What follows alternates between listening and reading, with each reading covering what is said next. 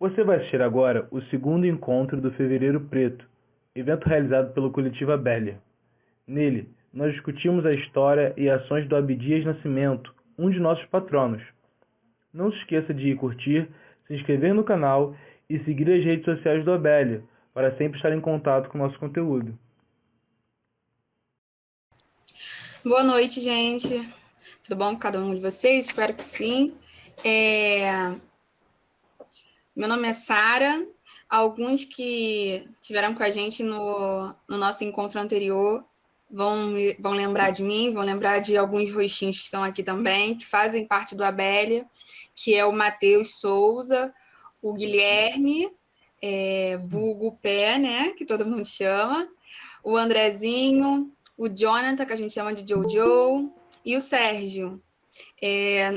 Juntos nós formamos o Abelha, contamos também com outros integrantes que não estão aqui presentes hoje, não puderam estar, mas o Abelha, ele é um coletivo, falando assim, bem por cima, para vocês terem uma ideia, nós somos um coletivo que surgiu durante a pandemia, surgiu no início de 2020 e a gente iria se juntar para formar um grupo de estudos, para poder ler alguns textos e tal. Mas aí acabou que do grupo de estudos surgiu o coletivo. E a gente começou a montar a gente começou a montar as nossas páginas, né, nas redes sociais, a gente começou a fazer o Obituário Negro, que é um podcast que a gente tem no Spotify.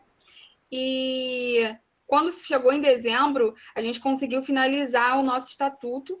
E agora, em fevereiro, a gente resolveu fazer o nosso primeiro evento aberto para chamar para as pessoas estarem conhecendo a gente. Apesar de a gente estar, desde o ano passado, bem atuante nas redes sociais, acaba que algumas pessoas não conhecem os integrantes, né? Só conhece ali aqueles textos que estão escritos ali no Facebook, no Instagram, e acaba não ficando nada muito pessoal. E aqui não, aqui é uma roda de conversa, meio, apesar de ser virtual, é uma roda de conversa. Aqui, nenhum aqui é, nossa, super especialista. Então, é cada um dar um pouquinho, contribuir um pouquinho do jeito que pode, que é para construir mesmo, né? A construção. Então, hoje a gente vai estar falando do Abdias. No nosso encontro anterior, a gente falou sobre o álbum do BK e hoje a gente vai estar falando sobre Abdias do Nascimento, que é um dos patronos, né? O nome Abélia, na real, vem da junção de Abdias do Nascimento com Lélia Gonzalez, né? Foi um jeito ali criativo que a gente conseguiu juntar duas pessoas incríveis e que têm um pensamento incrível, e que podem nos ensinar muito e que nos ensinam muito, né? E que muitas das vezes a gente não aprende nada sobre eles, tanto na escola quanto na universidade. Eu faço geografia, Vitória está aqui com a gente, também faz geografia, e eu nunca li um texto da Lélia na minha graduação. E Lélia era formada em História e Geografia pela UERJ. Então, assim, é uma forma de a gente conseguir conhecer os pretos brasileiros que fizeram história, né? Então, hoje a gente vai estar tendo o Matheus e o André para estar apresentando para a gente o Abdias um pouquinho. Vou passar a fala para o André. E aí, galera, boa noite. Como a Sara me falou, me chamo André. Para vocês, é Dedé. Brincadeiras à parte, eu sou da Rural também, com a maior parte do coletivo, o Sérgio da UFRJ. Antes de falar algumas coisas mais sobre o próprio tema, falar um pouquinho mais do coletivo.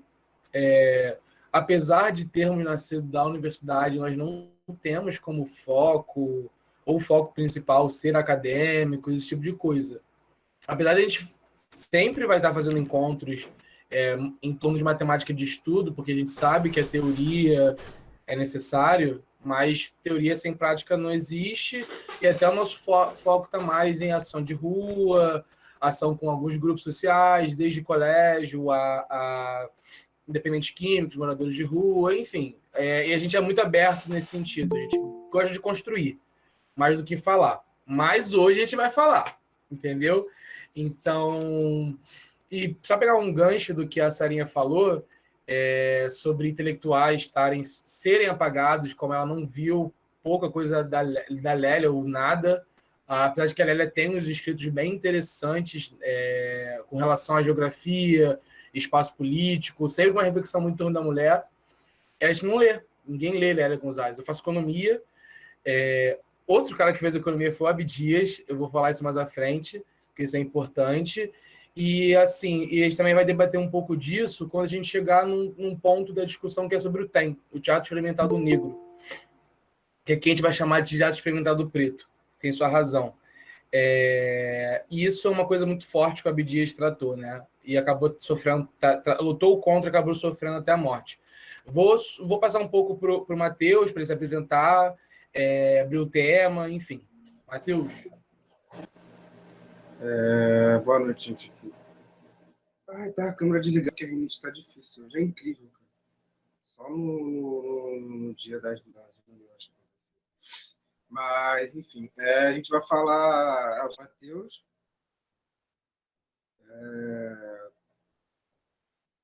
Que a gente faz geralmente, que eu fiz geralmente pela Abelha até agora, foi só o Preto na História.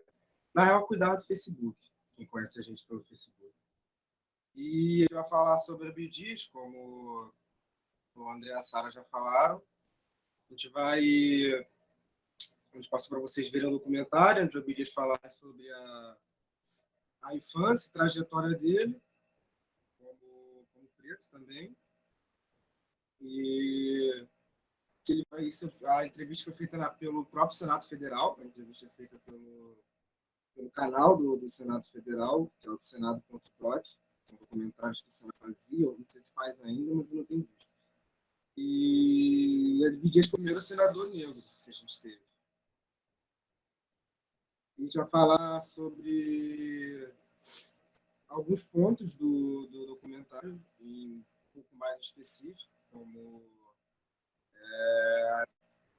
trabalhos do Abdias, que ele mesmo fala sobre, como o Teatro Experimento Negro, parte de suas obras, como o Angolismo, que é a melhor das obras dele. E é isso.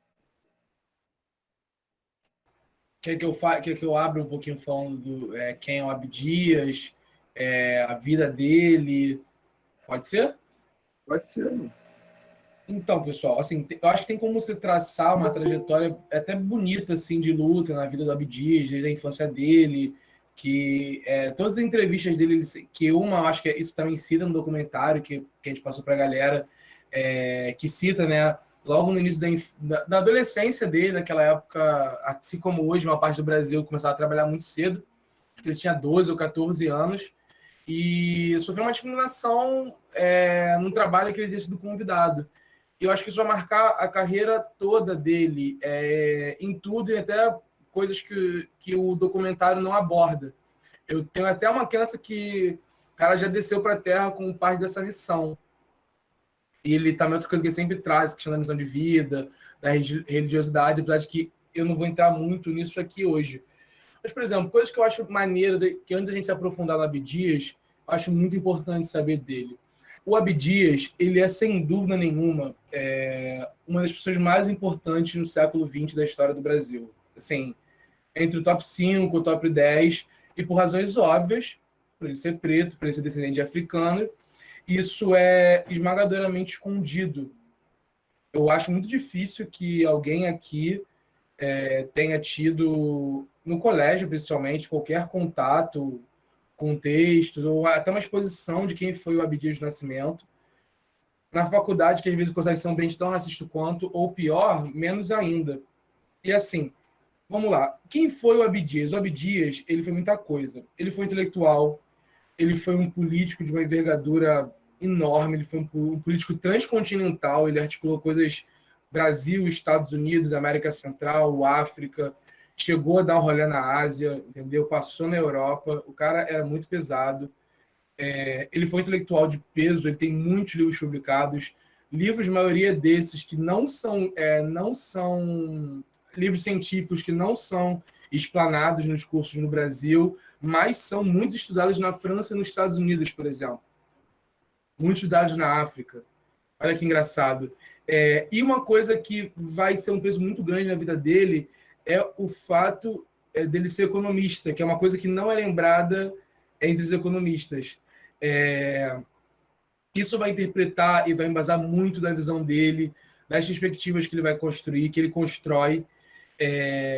Acho que inicialmente ele chegou até a flertar com o próprio marxismo em si, isso é presente nas falas dele, nas obras dele, na leitura dele do que é valor, e numa frase dele que está em alguns textos, que é muito marcante, que é a ideia de que no regime escravocrata, basicamente o povo preto e o povo indígena eram escravos. Mas, quando a gente vai paulatinamente transformando o capitalismo, maior parte da população do mundo passa a ser escrava também, apesar de essa mazela continuar sempre relacionada ao povo preto. Aí, enfim, uma outra coisa que eu acho muito legal e eu tomo muito para minha vida do Abdias é que, se você for ver, isso eu acho que é aparente nas falas dele, ele falava para ser ouvido. Isso é uma coisa que eu acho que falta muito no movimento preto hoje. Ele falava para ser ouvido. Ele não era ouvido para falar. Ele falava para ser ouvido. Aí, enfim, Matheus, você quer falar mais alguma coisa da trajetória dele? Que daqui a pouco eu vou pular para o Tem, mas acho que tem coisa para falar.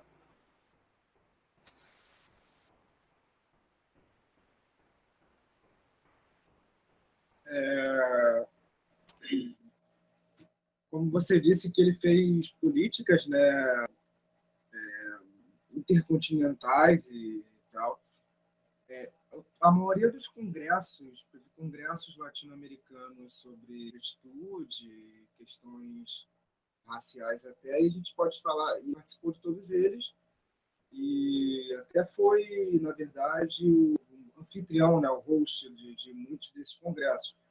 E também tem a sua história de luta política na questão de até Getúlio Vargas, por exemplo, que lutou contra a ditadura varguista, e na ditadura militar, no exílio, ele foi convidado pela...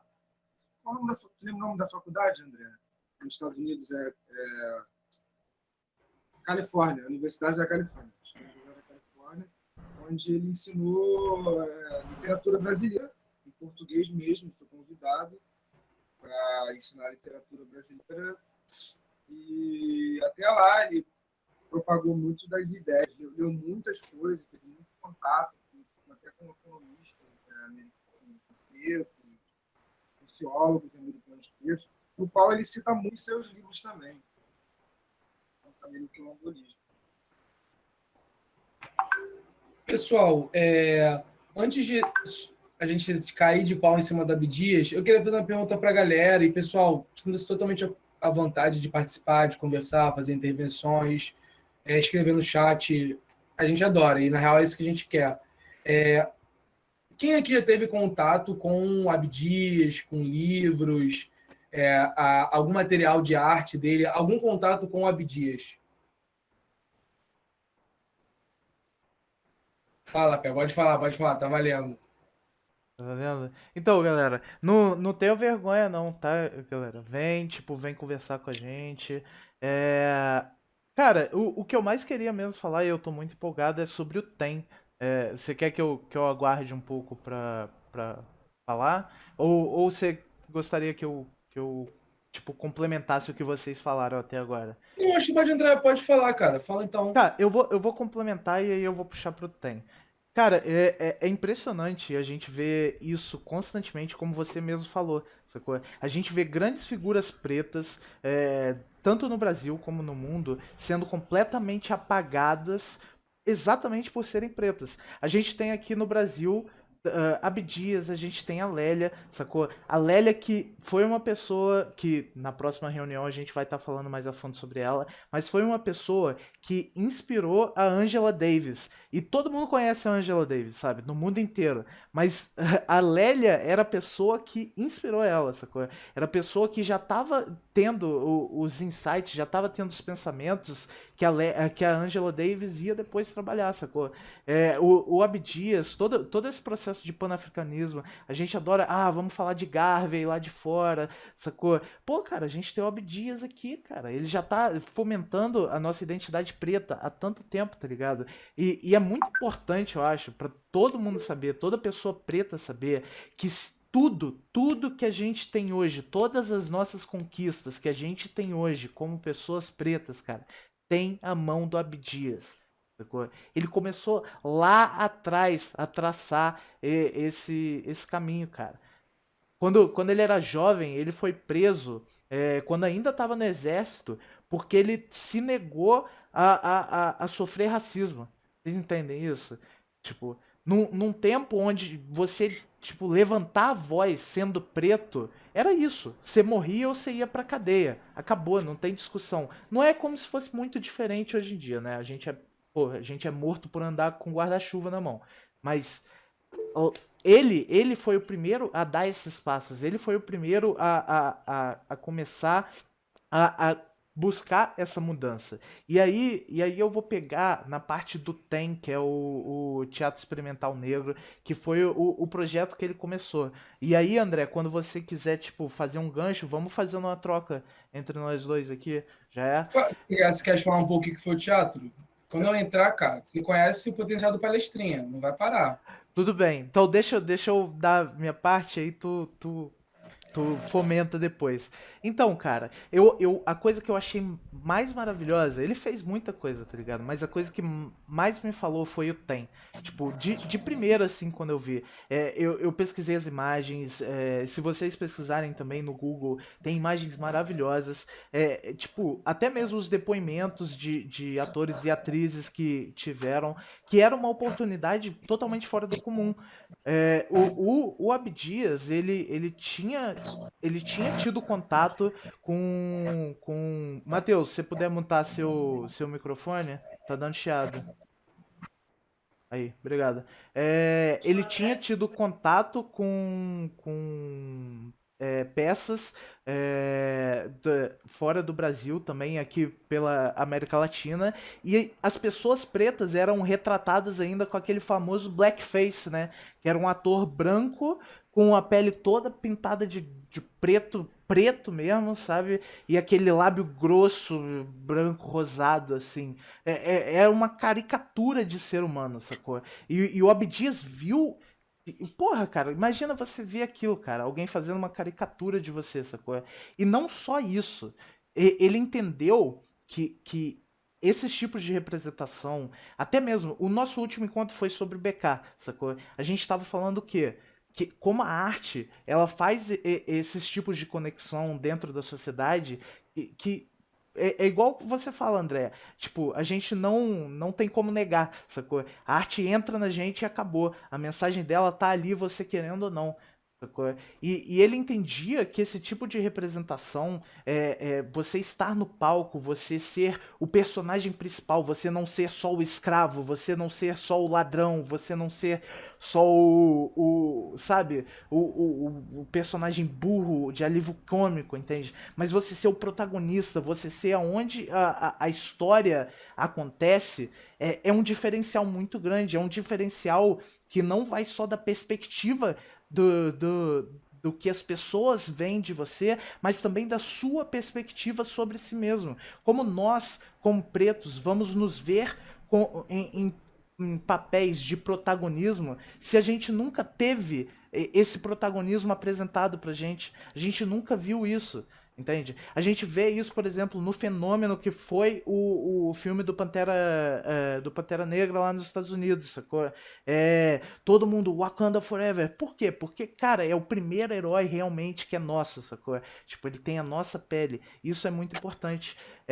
Falar, mano. Fala, por favor, André. O TEM, ele tem uma parada muito incrível. O que é? O que ele ficou lembrado foi pela estética. Eu usando a palavra estética porque é exatamente o que o Abdias usava. O que hoje a gente chama por representatividade, esse conceito mais identitário. Ele sempre falava isso, estética. E ele meio que já até achava que ia ser lembrado por isso, como a mídia aplicava. Só que, assim, parafraseando uma pessoa que eu tenho como um grande mestre na vida, ele fala assim, segredo de branco é maçonaria. Segredo de preto é macumba. Entendeu? Então, tipo assim,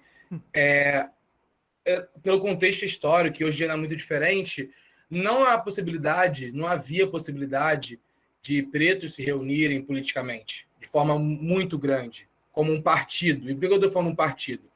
O teatro experimental do negro, ele vem de um processo de quando você falou que ele foi preso, por ter se negado até pela porta dos fundos, tal, uma situação lá de racismo que ele sofreu junto com um amigo, ele foi preso, e o cara era brabo, não ficou parado. E quando ele foi preso, ele desenvolveu, dentro da cadeia, o teatro do presidiário, o teatro do detento, que também foi uma balela que ele inventou, que não havia o teatro, não havia a questão educativa, mas era uma forma política de organizar preto, entendeu? Preto, presidiário, enfim. E o Abdias, junto com todo o pessoal que formulou o Teatro Experimental do Negro, eles tinham a plena consciência que era necessário formular um partido, não só um partido, mas um órgão de redundância, de organização em massa para a comunidade preta brasileira. Tanto que, por exemplo, você tinha ali o cargo-chefe para a mídia, para fingir o que era o teatro, que era educação teatral e tudo mais.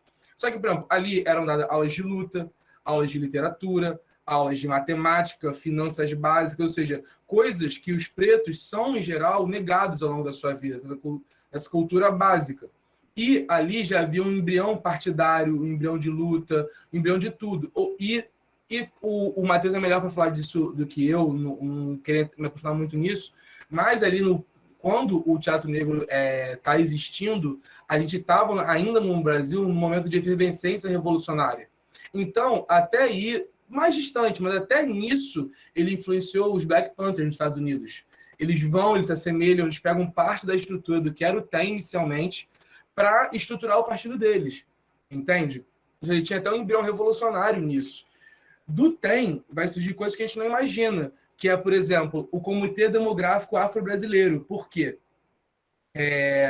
Até como o nosso antepenúltimo levantamento do IBGE, eu não sei se vocês lembram, acredito que todo mundo, ou quase todos aqui éramos muito mais novos, e era normal você ver nas estatísticas publicadas pelo IBGE que, tipo, você tem 3% de pessoas pretas na população. Eles segregavam de pardo, e pardo também era um número patético, assim, tipo assim, 20%, 30%. Aí aparecia assim, temos 3% de afro-brasileiros no Brasil. E já se sabe, por razões óbvias, que isso era uma mentira, isso era uma forma de você elaborar a estatística que dissesse isso. Opa, deu uma travada no André para todo mundo ou fui eu? De forma científica, eu falar, cara, isso é uma mentira. Por questões óbvias, por questão do modo que se deu a escravidão, a maior parte. Tá travando, velho. Tá travando mesmo. Deu uma travada. André, você tá travando um pouquinho? Sara, passa a fala pro Marcelo. André, desconecta e entra de novo na chamada que você tá travando um pouco. Marcelo, pode falar.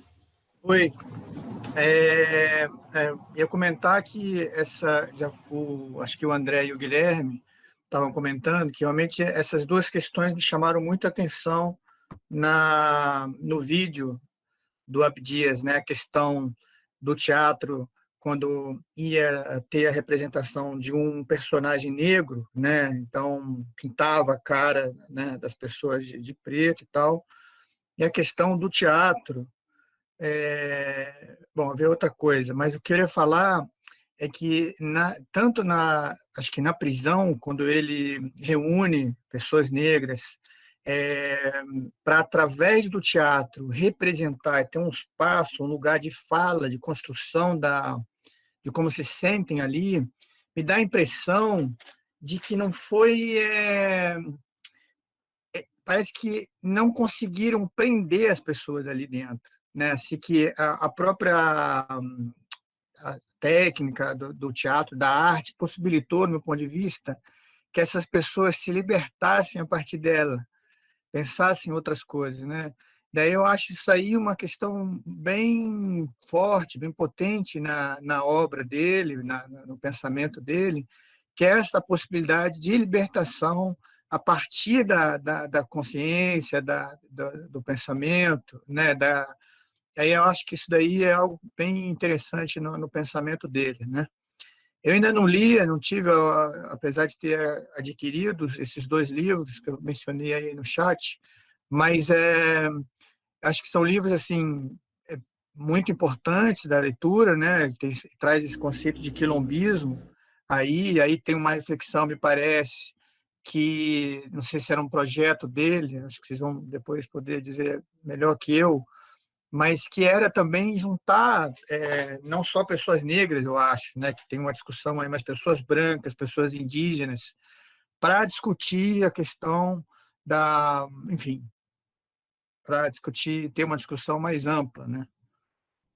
Era isso que eu queria agregar, assim.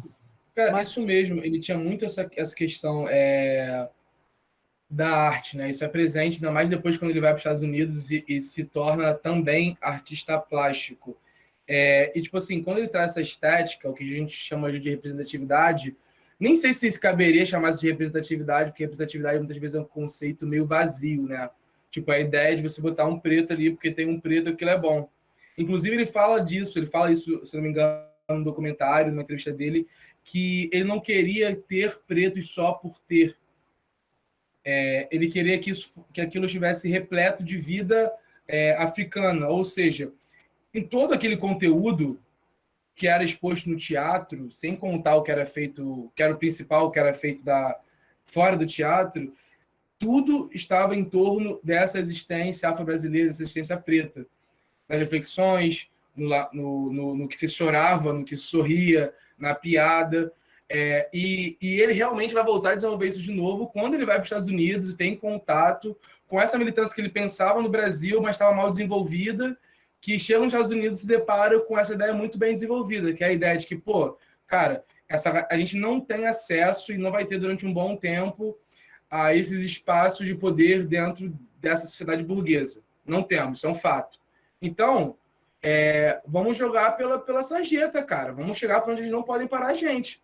E meio que é nisso. E, por exemplo, o trem ele é tão importante para a história do Brasil, de que uma coisa que, pelo menos, ali até um bom tempo na ditadura era algo importante para a política brasileira, que, por exemplo, foi o Teatro da Uni. Grande base do que vem a ser o Teatro da Uni já nasce nesse momento. Ou não sei se nasce ou se passa por essa influência. Mas quando você vai estudar a história do Teatro da Uni, sempre é mencionado o TEM, por exemplo. Do TEM vai nascer a FNB. Quem não sabe o que é a FNB, é Frente Nacional, Frente Negra Brasileira, que vai originar o MNU. Então, assim, dali saiu muita coisa, muita luta, projetos de alfabetização em massa. Qual o nome daquele intelectual brasileiro da alfabetização? Paulo Freire. Minha mãe, ela estuda muito Paulo Freire, e você vê em texto de Paulo Freire ele mencionando o sistema de alfabetização que era implicado no MNU, no TEM, como base, e até onde ele pegou algumas ideias junto da base que a esposa dele trazia para ele, para desenvolver a metodologia dele de alfabetização. Enfim, várias coisas. Tem um jornal que, não sei se alguém que faz jornalismo com certeza já ouviu, que é o Jornal do Quilombo, que é o que vai gerar a revista TOF, que a gente falou um pouco no encontro passado. A revista TOF é uma revista de grande relevância para o movimento preto brasileiro, onde até hoje é exposto muitos artigos de peso, e por aí vai. Aí, por exemplo, eu cheguei no Quilombo, mas eu queria que alguém falasse um pouquinho antes também. O que já ouviu do teatro, o que esse teatro já te trouxe de reflexão, o que vocês acham dessa questão estética. Eu tinha uma coisa para falar. Falando sobre o teatro, eu lembrei que teve aquela atriz, a Ruth Souza, se eu não me engano.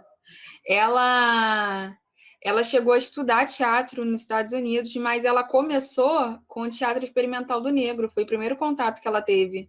E foi o Abdias que convidou ela, né? Então é muito importante, com a fala do Marcelo, essa questão da libertação através do conhecimento, né? Porque o Teatro Experimental do Negro tinha essa missão de alfabetizar,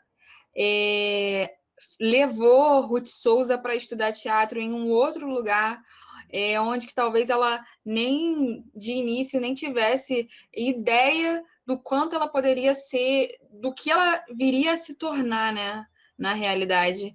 E a gente vê o quanto Abdias ele de uma forma muito positiva nessa construção das pessoas pretas naquele tempo e até hoje. E uma coisa também que você falou disso, da Ruth e de acesso, que é maneiro a gente lembrar que é apagado historicamente. Na verdade, não é apagada, a gente ouve uma mentira no colégio de que era que no Brasil, pós a abolição da escravatura, não havia leis segregacionistas ou um Estado político econômico segregacionista. Econômico, acho que a gente não precisa nem citar aqui o quanto é segregado, porque é óbvio. Mas político... E assim, você havia um espaço legal, por exemplo, de pretos serem rejeitados na universidade. Então não é raro você lendo jornais da época, coisas da época, relatos disso, que as pessoas, em última instância, quando passavam no vestibular, eram recusadas, elas não conseguiam entrar em concursos públicos, em concursos para o exército, enfim, e por aí vai. Então, tipo assim, até esse ponto, o buraco era tão embaixo que eles estavam preocupados. Porque muito dificilmente uma atriz preta ia conseguir ser aceita numa grande escola de teatro, em um curso universitário de teatro. Aí, enfim, a gente falou do jornal do Quilombo, que vai se tornar a revista TOF depois. Uma coisa que o Abdias, até quando ele não tinha ainda o quilombolismo formado, o texto acho que foi o Marcelo, né? O Marcelo falou, que é um livro brabo, e para mim, ele se puder, ele vai se tornar o livro sagrado do Abélia. Por que essa questão do quilombo é tão importante para a trajetória do Abdias e eu diria para a trajetória de todo mundo que está aqui? O Abdias ele vai ser um dos precursores num certo entendimento do Brasil, que é o entendimento do Brasil com S, como um espaço, como um embrião do Brasil.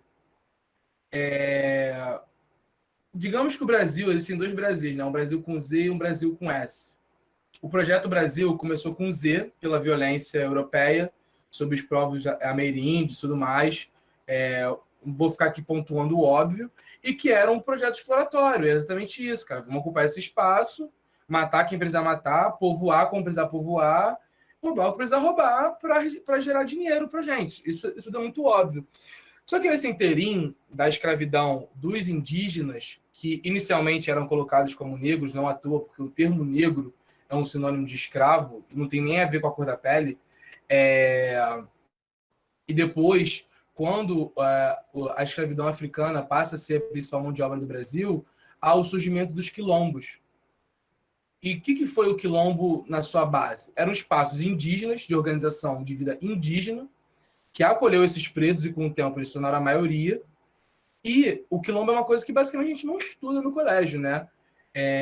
O quilombo e organizações políticas que foram direta ou indiretamente com uma influência muito grande do que o Abdias vai chamar do que o Clóvis depois vai chamar de quilombolagem. Então, eu fiz uma anotação aqui.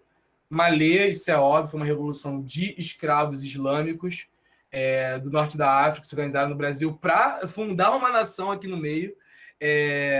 A Balaiada no Maranhão, enfim, o Quilombo do Ambrósio, que foi talvez o quilombo mais importante da história do Brasil, deu logo depois Palmares, e por aí vai. O que acontecia? Por que lá se forma o Brasil?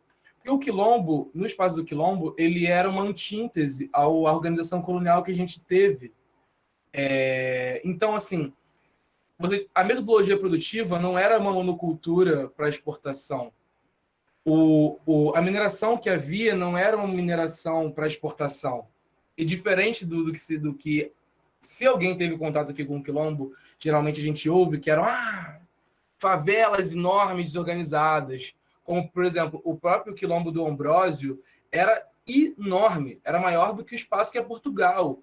E tem que lembrar que isso estava dentro do território que chamavam de Brasil. Eu nem sei se nessa época já era chamado de Brasil, mas acho que era. Então, assim, isso não foi só um quilombo, você tinha vários outros quilombos ao redor do Brasil. Então, assim, até a nossa ideia como concepção nacional não é uma concepção de descendentes de africanos, indígenas, afro-ameríndios e por aí vai. É uma ideia, tipo assim, tinha os índios aqui, né?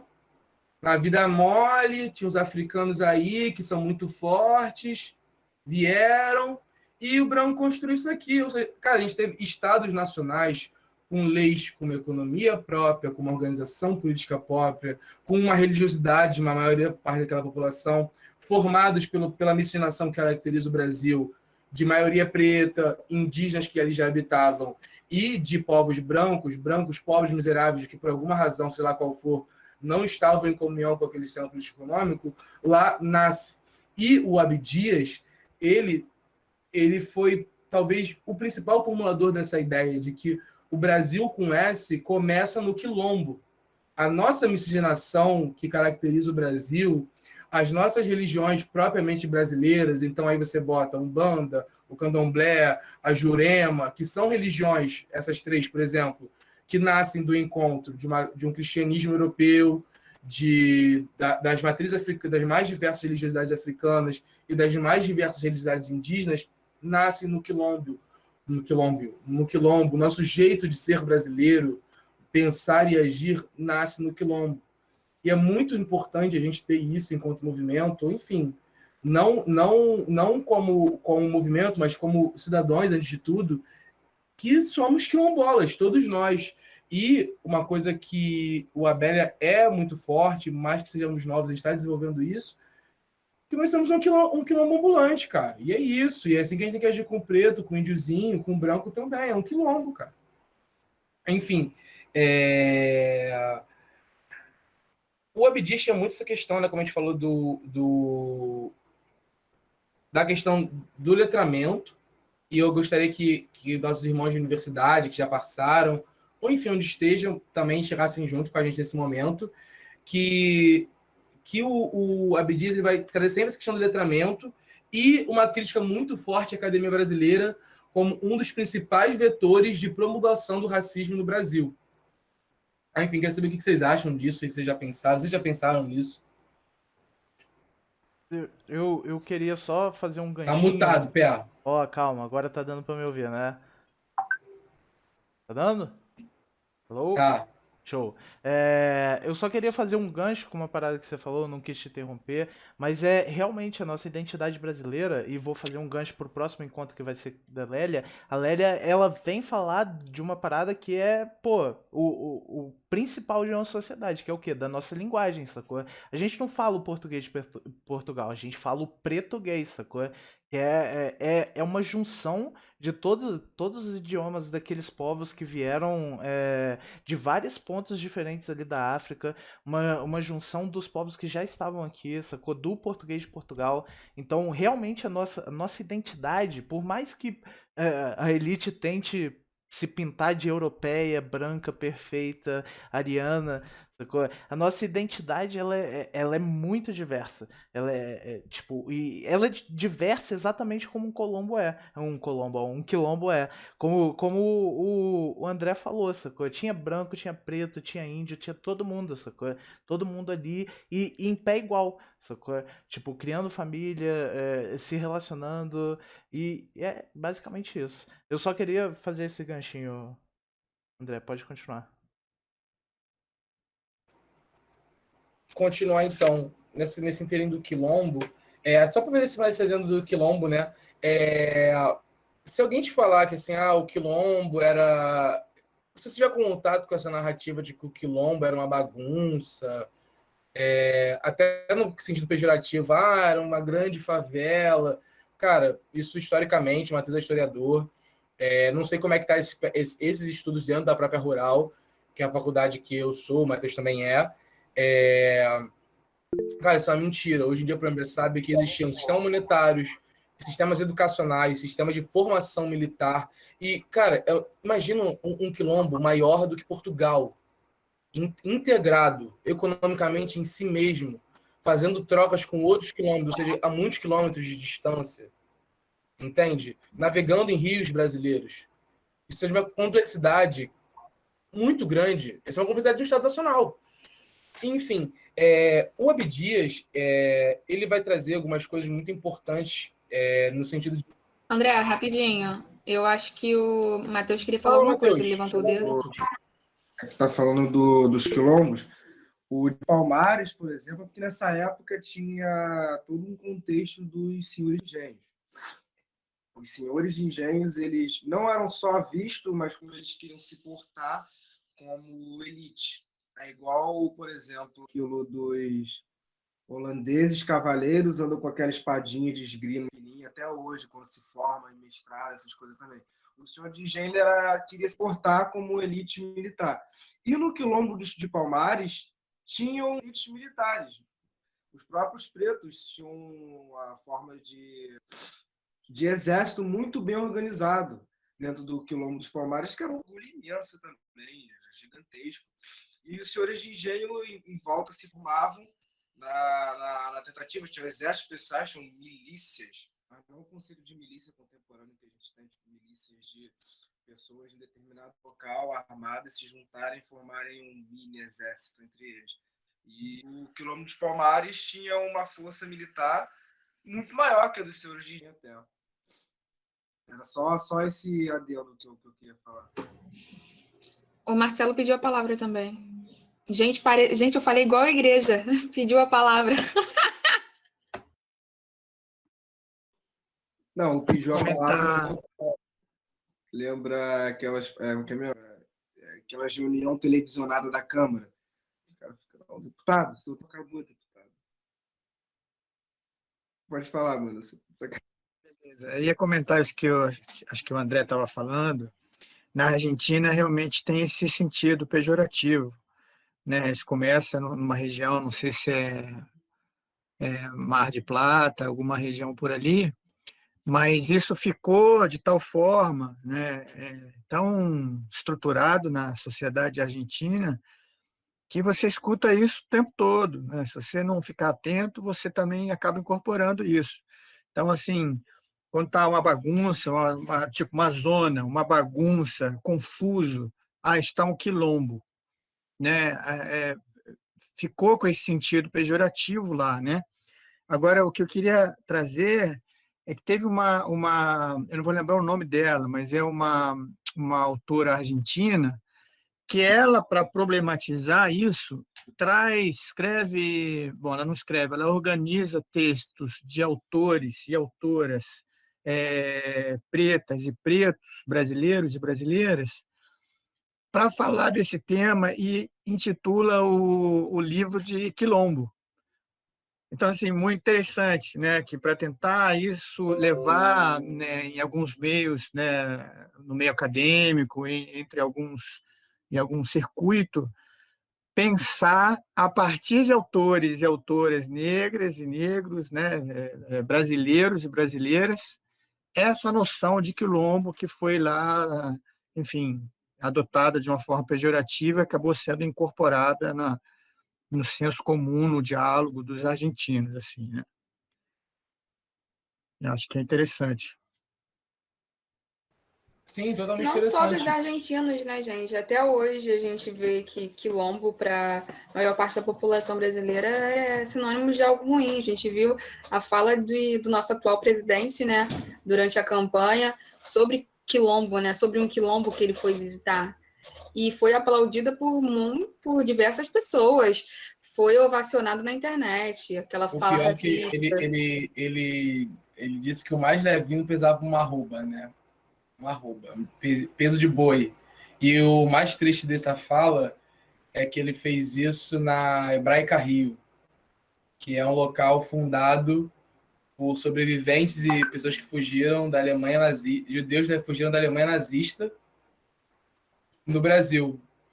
Olha que triste, você vê uma plateia de judeu que foi acolhido no Brasil aplaudindo esse tipo de coisa.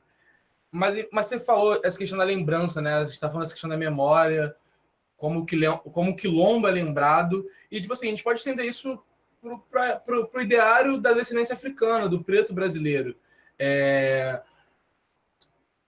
Propositalmente desenvolvido na gente, e pelo fato de a gente viver numa sociedade racista, ter reflexões culturais e tudo mais, que tudo que advém do preto, da cultura africana, é ruim. Em primeira instância ou em última instância. E, como a gente já falou, o Abdias ele entendia que a dominação, antes de você ser um escravo pelas correntes, você precisa ser um escravo na sua cabeça. Então você precisa se ver mal, você precisa ser entendido como mal, você precisa se entender como inferior. E isso perpassa pela cultura.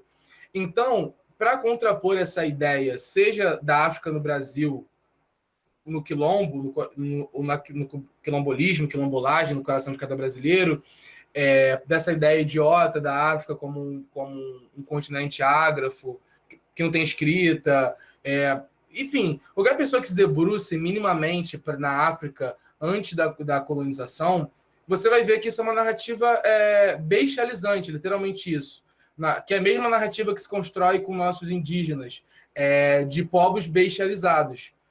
E Mateus, a galera de história aí, sabe muito bem. Basicamente, até o início do século XVIII, o centro do mundo não era a Europa. A gente tem essa narrativa eurocêntrica, mas não era o norte da África e a Indochina. Isso era o Ocidente e Oriente, como a gente conhece hoje. Seria uma ideia análoga a isso, sem querer ser anacrônico. E nessa perspectiva, o Abdias ele sempre trazia na sua obra, na sua escrita, em tudo que ele fazia, elencar a grande África, sobretudo o norte da África. Então você sempre vai ver na referência dele o Império Egípcio, que é um império, não por acaso, que se tenta sempre apagar a africanidade dele. Por mais tosco que isso seja. Tipo, é um país no meio da África que só tem gente preta e você vê filmes que, tipo, todo mundo é branco. Literalmente isso.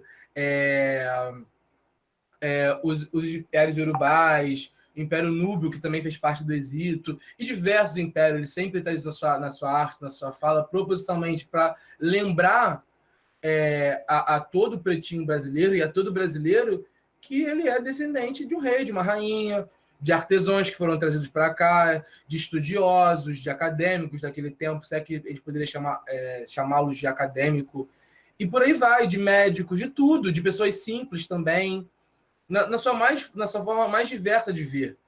E que, assim, ninguém era escravo, todos eram escravizados. Seja do primeiro ao último da Lei Áurea, se é que a Lei Áurea acabou com alguma escravidão, né? E, assim, enquanto ele estava escrevendo, estava produzindo e estava levando isso para o movimento preto brasileiro, você tinha ao mesmo tempo, e isso vai ser sempre uma crítica, isso inclusive está exposta de forma extensa o genocídio do povo negro no Brasil, que é, por exemplo, ele criticando o Gilberto Freire, que até hoje que eu tive o desprazer esses dias de ver uma professora defendendo abertamente, assim, a turma debatendo com ela, pontuando que ela está sendo racista, defender uma tese brasileira eugenista, de que é o que o Gilberto Freire dizia. Não, olha, cara, o Brasil, a industrialização brasileira se precisou trazer gente branca, importar gente branca, mesmo você tendo uma massa gigantesca de trabalhadores pretos, indígenas, miscigenados, chame lá como quiser, não, a gente precisou trazer gente branca, porque, né, o preto e o indígena, ele é uma massa desorganizada, espaça nacionalmente, mais simples, o pensamento mais simples, né? É isso, e é isso que você vê na academia brasileira até hoje, pelo menos em debates em economia. É realmente isso. Você vai pegar textos, cara, Luiz Vinícius, cara, é absurdo, eu sei que mas infelizmente esse é o padrão ainda. A gente teve aqui um encontro com o Irapuã, um professor também da Rural, de psicologia, e ele comenta, uma das coisas que ele estava comentando, o Jojo pode confirmar pra gente, se ele tiver contato com isso, cara, até hoje não sei se é a Organização Nacional de Psicólogos Brasileiros, enfim, a Organização Nacional, Federação dos Psicólogos, você tem a seção de estudos eugenistas. Entende? Isso não é um passado, isso não é uma coisa muito presente. E, assim, a lei de cotas, a lei de ensino da cultura afro-brasileira, a lei que criminaliza o racismo, a lei de criminalização do racismo ela foi do CAL, né?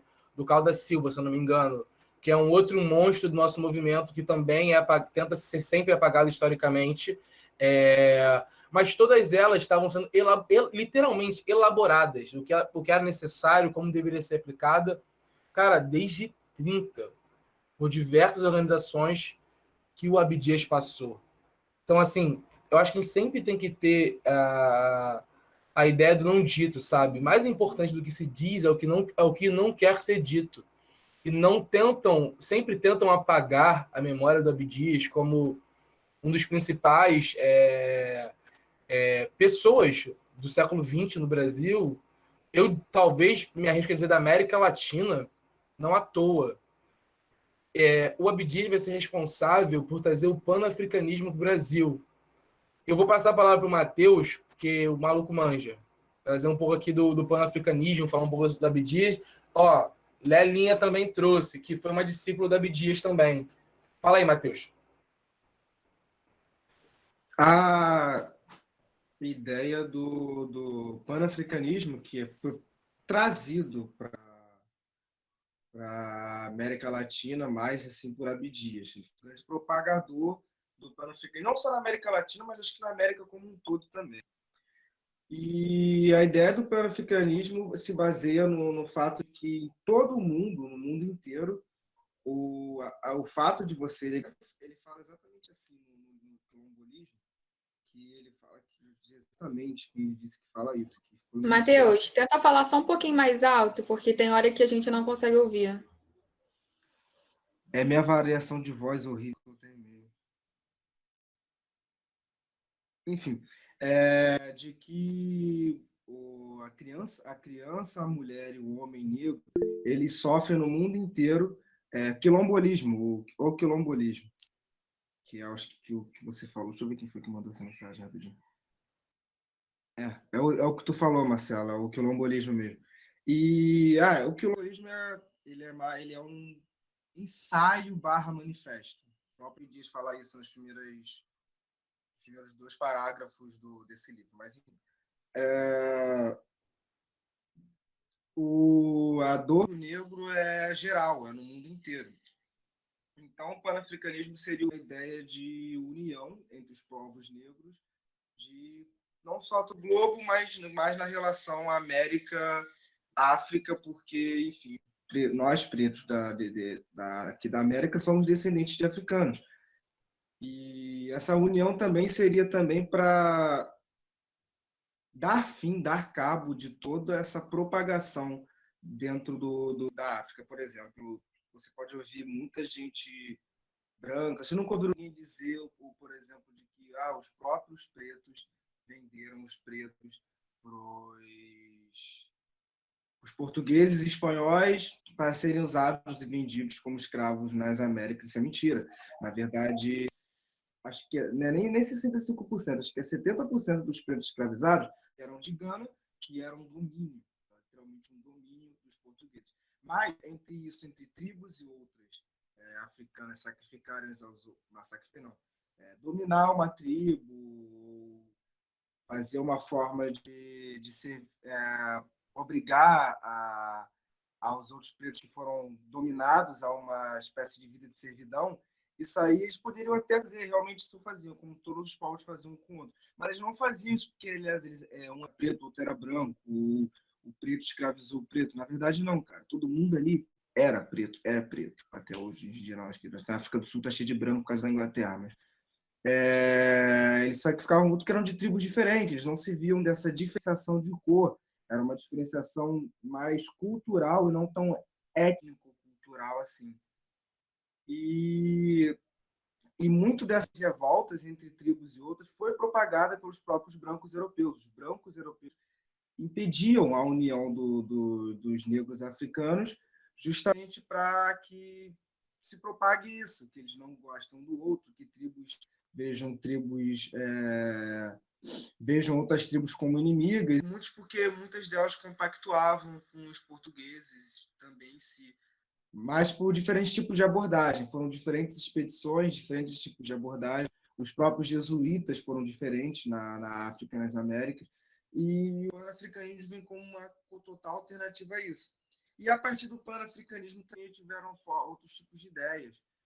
O Sérgio pode falar melhor, que a gente estava discutindo isso aqui antes, a gente podia fazer um link com toda a questão da União Africana no início na Líbia pós-revolução Gaddafi e do exército de Gaddafi, né? Gaddafi foi um gigantesco general, ele teve formação acadêmica tanto na Líbia quanto na Universidade de Cambridge, na Inglaterra. Enfim, e o panafricanismo até hoje ele é melhor a ideia de propagação cultural vamos botar uma espécie de globalização em si, porque a gente tem toda essa ideia de globalização pós-Robespierre, de que o mundo vai se unir em uma coisa só, né? Como se a humanidade fosse uma grande sociedade, império, sem imperador, vamos botar assim. O pan-africanismo não tem nada a ver com a globalização até. Porque o que a gente tem como globalização é a troca de tecnologias entre os países.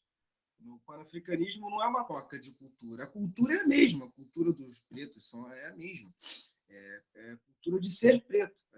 Só existe essa cultura de ser preto, o pan-africanismo, para unir todas as culturas pretas, porque existe uma cultura gigantesca dominante branca que oprime toda essa cultura negra e faz com que ela não seja considerada até em si uma cultura. É uma espécie de tentativa de genocídio, não, que é chamado de etnocídio, que não é só você matar preto, você apagar a cultura preta, a língua, tudo, toda a existência de uma certa raça ou grupo étnico no país, que é o que fazem com o Islã no Oriente Médio até hoje. Mas é isso. Eu já ia começar a falar de OTAN agora, se deixasse eu continuar. Eu sou palestrinho igual o André, mas eu fico me segurando um pouco. Tá? E o André não foge do assunto, eu vou embora. Pior, mas isso é um resumo do que seria o pan-africanismo. O quilombolismo é muito bom, vocês poderiam ler, a gente tem ele aqui, o Abdala também tem. Eu acho que o Guilherme pediu para fazer uma participação, falar uma coisa. É o Guilherme? Você conhece o Guilherme? Eu não sei quem é Guilherme, não. Fui porque, eu. pô, pra mim tá pé, né, cara? O Guilherme. Então, puxando um gancho no que o Matheus falou, porque a gente já fez alguns estudos focados na parte de África também, né? E se a gente voltar a alguns séculos atrás, pelo menos uns 10 assim, ainda existiam relações amistosas entre europeus e países africanos, né? Tipo, essa mudança aconteceu realmente na parte da conquista. Tanto que o racismo, ele não vem, antes da escravidão, ele vem depois da escravidão para justificar a escravidão. A relação, por exemplo, de servidão, como o Matheus falou, entre um povo africano e o outro, eles nunca viraram um pro outro e pensaram assim: olha essa pele mais escura dele, ele com certeza é um ser inferior do que eu, sacou? Eles nunca pensaram isso, entende? Mas quando você pega, a questão europeia, cara, utilizaram até religião para justificar isso, sacou? Chamaram o povo africano de povo amaldiçoado, entendeu? Então essa ideia do povo próprio povo sem alma. A gente era preto porque a gente não tem alma. Exatamente, sacou? Até o clima também era usado, era um fator. Outra coisa importante também, que rapidinho, tu falou, isso aí a parte de congresso de eugenia já é século XVIII. Acho que a escravidão começa no XVIII. Peraí, tem alguém me ligando. Peraí. A questão da relação entre os povos africanos e os europeus era uma relação antes da escravidão, até como você falou, era uma troca cultural, eles comercializavam. De mineração, né, de usar em Minas Gerais para extrair ouro. A forma como eles conseguiram extrair tanto ouro no Brasil, os portugueses, cara, as técnicas de extração de ouro vieram de Gana. Os próprios pretos tinham essas técnicas. O europeu não pegou os ganeses, né, os pretos africanos, e ensinou eles a minerar ouro. É Gana e Mali, exatamente. Gana e Mali. Eu tenho até um texto muito bom sobre isso, Sérgio. Eu vou te mandar depois, se você gostar.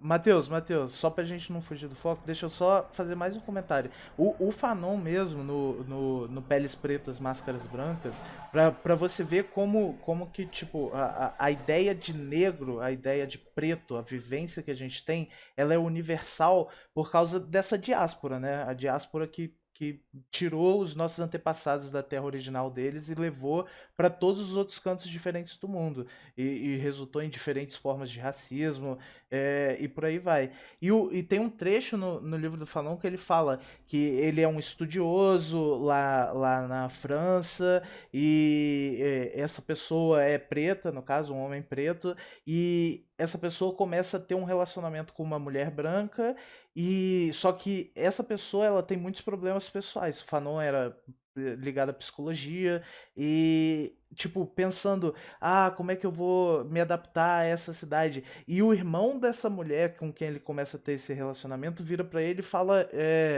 para mim você não é negro, sabe? Pra mim você é só um cara que pegou sol demais. Então, tipo, não a nossa identidade como pessoa preta, tipo, até pra gente ser aceito, sacou? No mundo europeu branco, tipo, a gente nunca foi realmente, tipo, a gente vai aceitar essa pessoa aqui e ela é negra, sabe? Não, tipo, ela é um serzinho especial, ela é exceção do povo negro. O povo negro é todo selvagem, sacou? Mas esse daqui salva, entende? Tipo, continua aí, André. Cara, é exatamente isso mesmo, assim, já encaminhando para o final, essa questão do panafricanismo, que o Abdias traz, pode parecer a um, sabe, uma hora de rodapé, panafricanismo, mas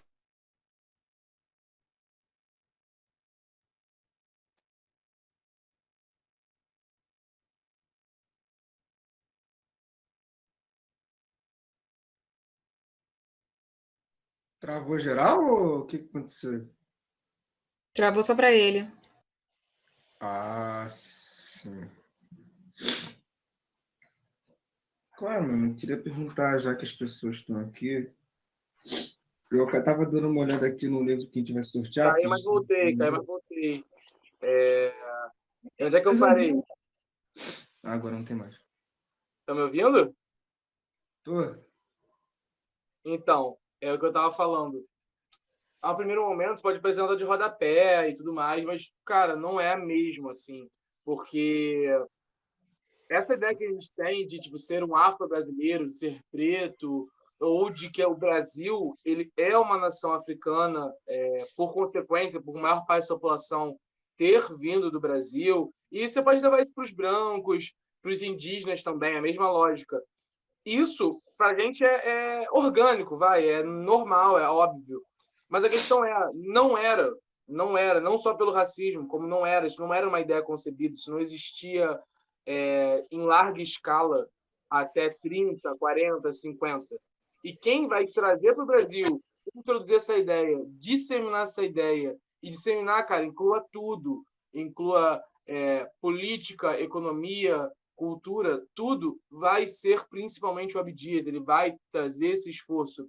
Até a própria ideia de que o movimento preto contemporâneo, moderno, ele muda depois do panafricanismo. Porque, seja nos Estados Unidos, seja o que tínhamos no Brasil, seja o que você tinha em qualquer parte do mundo, dentro da própria África, antes do Marvin Gaye conseguir explodir com a ideia de panafricanismo e depois trazer o Abdias trazer para o Brasil junto com a Lélia, que era? Tipo assim, a Revolução Malê. A Revolução Malê é um exemplo de um movimento preto dessa luta tipo, alguns séculos atrás. E eles não tinham essa questão africana. Eles não pensavam assim, nós, como africanos, temos que nos reunir em torno disso, disso, disso. Qual era o pensamento deles? Cara, a maior parte do nosso bonde é islâmico, isso aqui está tudo errado, esse modo civilizacional é bizarro, de segregação racial, o que a gente vai fazer? Cara, vamos matar basicamente todos os brancos, vamos reunir os pretos no topo. E, assim, tinha uma segregação em si neles, mas não sei se havia um pensamento, não me parece que havia um pensamento profundo deles enquanto o africano. Aí, não sei se a concepção do africano em si era uma concepção bem estabelecida entre os próprios pretos, não que não existia, mas fosse bem estabelecido, talvez faria muito mais sentido alguém se dizer um etíope, se dizer um egípcio, se dizer um libanês, se dizer... Não existe o termo angolano, né? Mas, enfim, angolano, e por aí vai. E depois que isso vem, isso muda toda a perspectiva de luta. Óbvio que no Brasil, a ideia de ser um preto brasileiro sempre perpassou pela ideia de você ser um escravizado, né? Porque a galera se misturou aqui. Mas, enfim, cada ponto que a gente está falando aqui, dá para falar de muita coisa. O que a gente falou da questão da academia brasileira é muito profundo. O que a gente falou do TEM é muito profundo. Mas o que a gente buscou aqui foi tentar fazer um apanhado geral para conseguir dar alguma luz da importância de quem foi o Abdias. Assim, cara, tem muita coisa aqui que a gente não falou do Abdias, que é de fundamental importância. E, sei lá, eu falo muito. Então, eu vou passar... Acho que o Sérgio fez um comentário que ele ia falar. O Matheus, não sei se o Matheus quer falar mais alguma coisa. E sei lá, quem quiser, rapaziada. Quero ver a vozinha de vocês. Deixa o Sérgio falar primeiro, que o Sérgio ainda não falou, eu acho. E depois eu faço mais uma... Vou concluir, na verdade. Vai lá, Sérgio. Pô, beleza. Vou falar aqui, ó. Não, eu só queria fazer um sublinhamento. Os malês, eles não queriam fazer uma nação islâmica, não. Na real, eles queriam fazer uma nação africana como um todo. Ia ser quase como se fosse uma segunda Nigéria no Brasil, sacou? Porque os documentos mostram que eles estavam reunidos com não só malês, como haussais e até iorubás não islâmicos, né? O que dá até outra visão para a revolução. Então, tipo, era só uma correção básica mesmo. Agora, sobre Abdias, um detalhe que vocês não falaram, e eu vou falar, aproveitar que vocês não falaram, é o seguinte. Fala tudo. É verdade. De militância muito extensa. Tá, pô, ele começa desde os 14 anos. E, cara, vamos só de parar pra pensar como é que o Abdias é um cara extenso e importante. Ele é só 14 anos mais novo que o Marcos Garvey, sacou? Vamos parar pra pensar nisso. Tipo, e aí ele chega no Brasil, ele começa a fazer uma militância no Brasil já nos anos 30. Porra, com 14 anos de idade, o cara tá lá fazendo uma militância. Vale lembrar que ele flertou com aquelas ideologias morenistas, que são eugenistas, mas vamos lembrar que a ideologia morenista, né, eugenista, no caso, ela era a voga no momento e ele não tinha aquela complexidade de entendimento racial na época. Inclusive, essa ideologia foi o que levou ele a falar, porra, irmão, a gente tem que ter nosso próprio pensamento, que senão a gente vai perecer, tá ligado? A ideia dele era essa. E aí, pô, é um cara com uma militância muito extensa. Ele começou em 30 e terminou só nos anos 2000, que foi quando ele morreu, sacou? E aí, ele tem uma gama de pessoas que ele influenciou, e aí vocês podem pegar vários caras, né, brasileiros. Até o próprio Clóvis Moura tem epígrafes com o Abdias Nascimento. Clóvis Moura, inclusive, é um cara que só veio ser descoberto pelo próprio partido dele aí nos últimos 10 anos. Engraçado, né?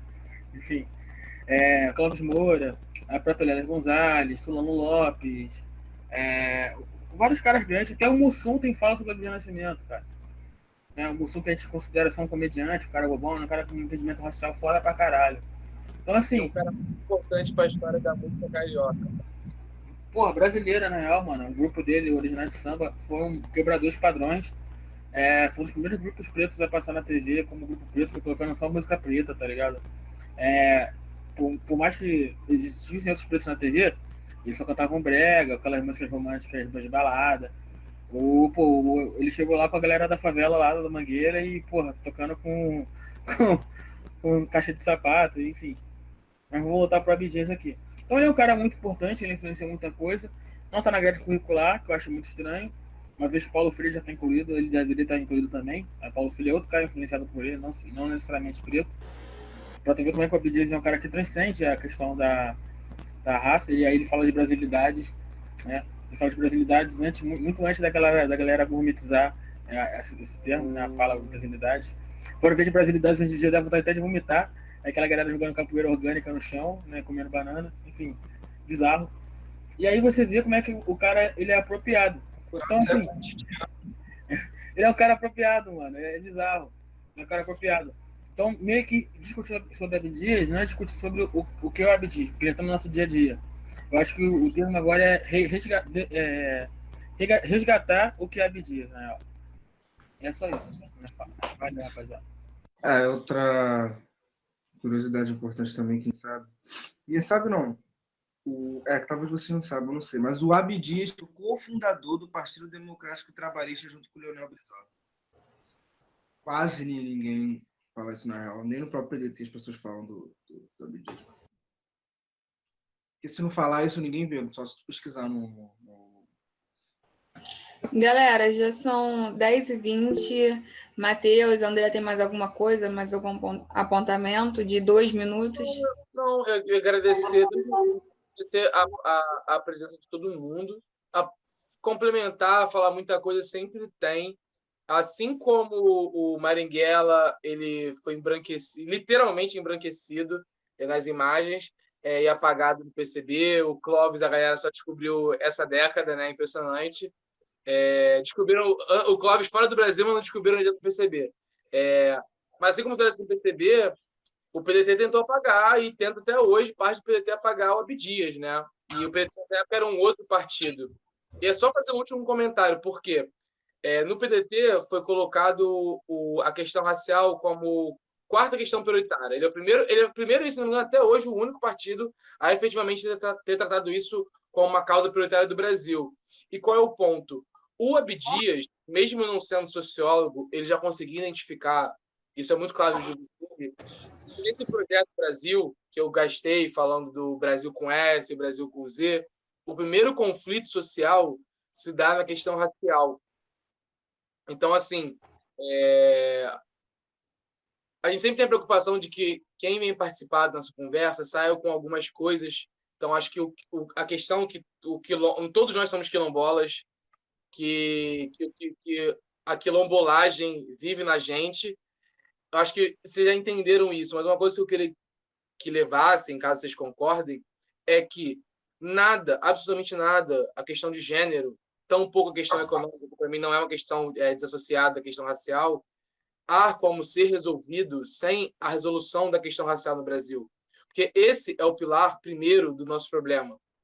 A nossa nação foi formada sob escravidão, literalmente, sob massacre indígena e, posteriormente, uma escravidão sobre os pretos.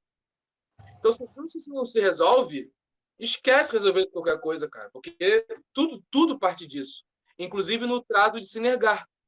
Por que a gente nega a questão feminina? Por que a gente nega a questão ambiental? Porque foi esse o modo que a nossa nação se estruturou a lidar com problemas. A gente nega ele. Diferente, por exemplo, dos Estados Unidos, que como é que o racismo se deu? Se afirmando ele como um valor nacional. A gente, para promover o racismo, fingiu que ele não existia. Então, galera, eu acho que foi isso. E, pô, fico muito feliz pela presença de todo mundo, inclusive quem já saiu. E espero que vocês tenham gostado.